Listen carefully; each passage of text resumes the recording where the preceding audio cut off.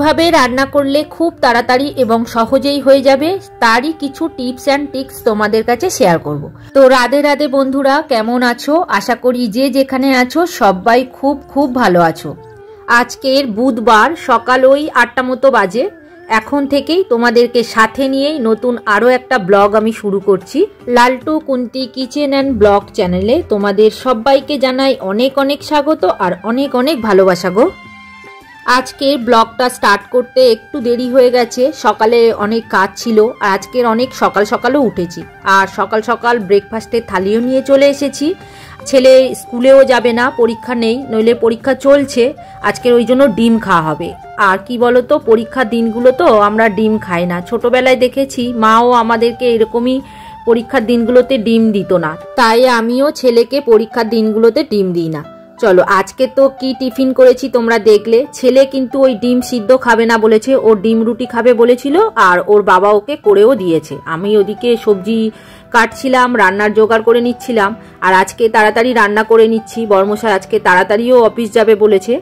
আর আজকে কিন্তু বর্মশাই বাজারে যায়নি, মাছটা ফ্রিজে রাখা ছিল সেটাই নিয়ে রান্না শুরু করে দিয়েছি। আর কি বলতো, আগের দিন আনা থাকলে তাহলে একটু তাড়াতাড়ি রান্না হয়ে যায়, কেননা ধোয়া থাকে। আমি চট করে বার করে নিয়ে একটুখানি জলে দিয়ে দিলেই তারপরে ঠান্ডা চলে গেলে রান্নায় বসিয়ে দিই। আজকের আবার লাউ ডিম করব, তার সাথে একটা সবজি তরকারি করব। লাউ ডিম করার জন্য লাউটা নিয়ে কুকারে আমি বসিয়ে দিয়েছি, ওদিকে একটা সিটি মেরে নেবো। আবার কিছুটা সবজি রান্না করব, তার জন্য মূলো, পালং, আলু আর বিনস আর ফুলকপির কিছু পাতা, মানে কচি পাতাগুলো ওই কুচিয়ে নিয়েছি, নিয়ে একসাথে একটা সিটি মেরে নেবো হালকা করে, নিয়েই আমি সাঁতলে নেবো।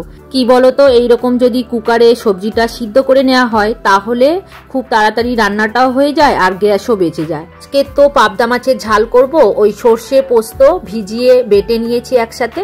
তেলের উপরে একটুখানি কালো জিরে ফোড়ন দিয়েছিলাম, তারপরে টমেটম দিয়ে একটুখানি কষিয়ে আর ওই সর্ষে পোস্ত বাটাটাই দিয়ে দিয়েছি, তার উপরে নুন, লঙ্কা গুঁড়ো আর হলুদ গুঁড়ো দিয়ে দিয়েছি। দেখো ঝাল কিন্তু আমার হয়ে গেছে। আর এখন পাবদা মাছ ভেজে দিয়ে দিলাম, দেখো ঝাল প্রায় আমার হয়ে এসেছে। আর একটা ইলিশ মাছের মাথা ছিল সেটাও দিয়ে দিয়েছি।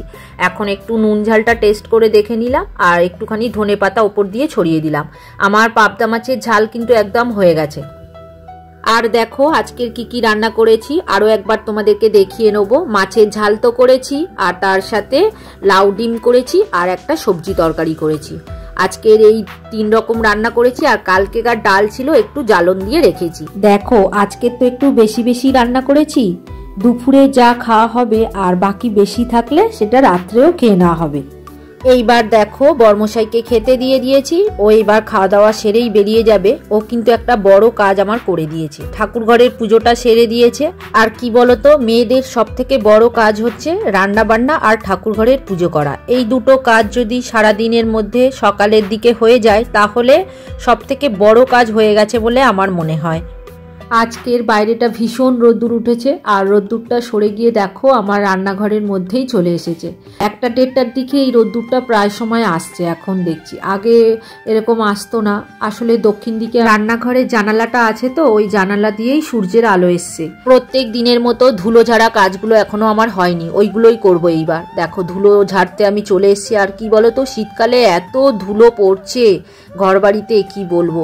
ওই গদিগুলো নিয়ে রোদ্দুরে দেওয়ার ইচ্ছা আছে, দেখি কবে দিই। আজকের আর দেবো না, বেলা হয়ে গেছে, সূর্য প্রায় চলে যাওয়ার পথে।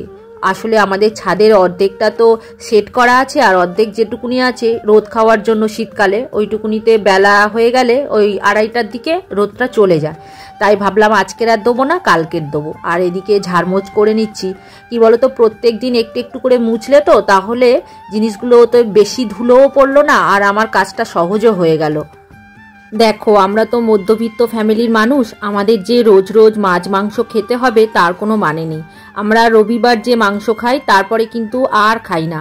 সোমবার দিনকে ডাল খাওয়া হয়, মঙ্গলবার দিনকে মাছ খাওয়া হয়, বুধবার মাছ খাওয়া হয়, বৃহস্পতিবার গিয়ে আবার ডিম খাওয়া হয়, মাঝে মাঝে আবার নিরামিষও খাওয়া হয়, আর শুক্রবার দিনকে আবার মাছ খাওয়া হয়, তারপর শনিবার দিন নিরামিষ আর রবিবার দিনকে আবার মাংস খাওয়া হয়। এইভাবেই কিন্তু সারা সপ্তাহটা আমরা একটা রুটিনের মধ্যে রাখার চেষ্টা করি। আর রাতের দিকে তো রুটি খাই, তোমরা তো দেখেছো। রাতে রুটির সাথে সবজি খাওয়া হয় আর মাঝে মাঝে ওই ছোলার ডাল করি, ঘুগনি করি, কাবলি ছোলার ঘুগনি করি, তরকা করি, এইভাবেই আমরা পাল্টে পাল্টে খাই। এইরকম রুটিন মেনটেন করে যদি খাওয়া দাওয়া করা হয় তাহলে আমার একদিক দিয়ে সুবিধা হয়, মানে সকালবেলায় কি রান্না করব এটা কিন্তু মাথায় থাকে যে আজকে আমাকে এই রান্না করতে হবে। কিছুটা জামা কাপড় নিয়ে নিয়েছি, এইগুলোই ভাঁজ করে নেব। কি বলতো, দুদিন ধরে কাচা হচ্ছে আর এগুলোকে ভাঁজ করা হচ্ছে না। আসলে শীতকালে ওই এক্সট্রা চাদর, গেঞ্জি, সোয়েটার এগুলো থাকে তো ওই জন্যই। আর আমি কি করি বলতো, যেগুলো এক্সট্রা মানে কাচলাম সেগুলো একটা গামলার মধ্যে রেখে দিই আর সেগুলো একসাথে আবার সময় করে ভাঁজ করি। চলো এইবার কিভাবে আমি আয়রন করতে দেব শাড়ি সেটাই তোমাদেরকে দেখাবো। এইটা কিন্তু আমি জানতাম না, একটা দিদিভাইয়ের ব্লগ দেখেই আমি শিখেছি। তাহলে বোঝো ব্লগ দেখলে কত কিছু শেখা যায়। আর সত্যি এটা খুবই উপকারে লেগেছে। আমি তো দিয়ে দেখেছিলাম একবার, আর দেখো আজকেরও দিচ্ছি, তোমাদেরকেও দেখাচ্ছি। দেখো এইভাবে গদির তলায় কিন্তু সমান করে ভাঁজ করে কিন্তু দিয়ে দিতে হবে। আর এই জায়গাটায় আমার ছেলে পড়তে বসে, আর ও তো বুঝতে পারবে না নিচে আছে, ও এর উপরে বসবে, বসলে আস্তে আস্তে আস্তে আস্তে ওটা পুরো ভাঁজ হয়ে গিয়ে আয়রনের মতোই হয়ে যাবে। দেখো ভোরবেলা উঠেই আমি সকাল সকাল রান্নাটা সেরে নিয়েছি বলে এই সময়টা হাতে পেয়েছি। এই যে সকাল সকাল আমার রান্না হয়ে গেছে, তার জন্য সকাল থেকেই আমি কিন্তু এই কাজগুলো শুরু করতে পেরেছি। কি বলতো, সকালবেলায় রান্না হয়ে গেলে মাথার উপর দিয়ে একটা চাপ চলে যায়, খাবার তো করা আছে, যে যখন খেতে চাইবে তখনই দিয়ে দেবো। আর এখন প্রায় অনেকটাই বেলা হয়ে গেছে জানো তো, আমার এদিকে কাজও প্রায় হয়ে এসেছে। এইবার ঘর দুয়ারটা একটু ঝাড় দিয়ে নেবো। আর ছেলের এই খাতা রাখার র্যাকটা মানে প্রচুর ধুলো হয়ে গেছিলো, মানে টি টেবিলটাতে আমি একটু ধুলো ঝেড়ে পরিষ্কার করে দিলাম। প্রায় এক সপ্তাহ মতো ধুলো ঝাড়া হয়নি, আর দেখছি পুরো সাদা হয়ে গেছে। তোমরা তো দেখলে বলো কত সাদা হয়ে গেছে, মানে প্রত্যেক দিন তাহলে কত ধুলো পড়ে। তোমরা যারা এতক্ষণ ধরে আমার ভিডিওটা দেখছো তোমাদেরকে অসংখ্য অসংখ্য ধন্যবাদ। আসলে কি বলতো, আমি কিন্তু অত সুন্দর করে গুছিয়ে কথা বলতে পারি না, যতটুকুনি বলি নিজের মন থেকে বলি। আর কি বলতো, আমার মনে হয় ভিডিও এডিটিংয়ের মধ্যে সবথেকে কঠিন কাজ হচ্ছে ভয়েস দেওয়া। এই ভয়েসটা দিতে গেলেই আমার ভীষণ অসুবিধা হয়, আর কি বলবো সেটাও নিজেই বুঝতে পারি না। যাই হোক, আস্তে আস্তে এরকম ভয়েস দিতে দিতে আমি একসময় শিখে যাব, এটা আমার বিশ্বাস। আর কি বলতো, এই ইউটিউবের ভিডিওগুলো আমার করতেও ভালো লাগে, আর পরে যখন দেখি তখন নিজের তো খুবই আনন্দ লাগে। আমি যখন ভিডিও করতাম না তখন অনেকেরই ভিডিও দেখতাম, অনেকের ভিডিও দেখতাম আর ভাবতাম দেখো ওরা কি সুন্দর ভিডিও করছে, আমিই করতে পারছি না। কিন্তু আস্তে আস্তে দেখো একটু একটু করে আমি শিখে নিয়েছি, এখন ভিডিও করছি। জানি না ঠিক কতটা হচ্ছে, তোমাদের কতটা ভালো লাগছে। তোমাদের সাথে গল্প করতে করতে দেখো সমস্ত ঘর আমার ঝাড়ু দেওয়া হয়ে গেছে। এখন ছাদে চলে এসেছি, ওই পায়রাদের দুপুরের খাবারটা দিতে এসেছি। এটা পায়রাদের দ্বিতীয় রাউন্ড খাওয়া চলছে, আর একটা পায়রা অসুস্থ আছে, ওটাকে একটু ওষুধ খাইয়ে দেবো আর একটু খাবার খাইয়ে দেবো। আর কি বলতো, একটু বেলা হয়ে গেছে আজকে ওদের খাবার দেওয়াটা, নইলে আর একটু তাড়াতাড়ি দেওয়া হয়। এদিকে কাজ সেরে আস্তে আস্তেই আমার দেরি হয়ে গেছে। এখনও জামা কাপড় কাচা হয়নি, বাবার আর ছেলের খেতে দেওয়া হয়ে গেছে।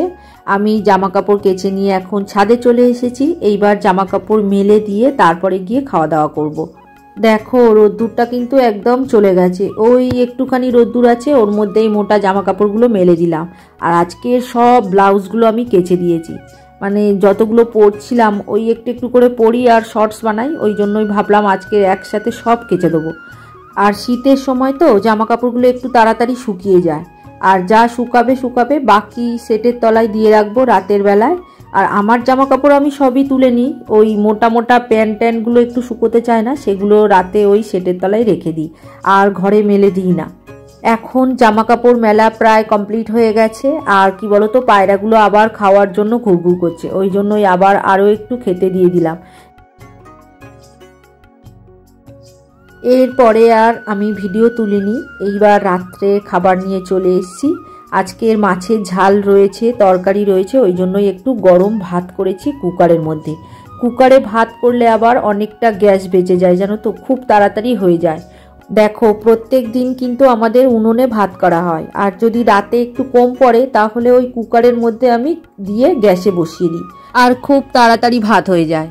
তাহলে চলো বন্ধুরা, আজকের ভিডিও আর বড় করব না, এখানেই শেষ করলাম। তোমরা সবাই ভালো থেকো।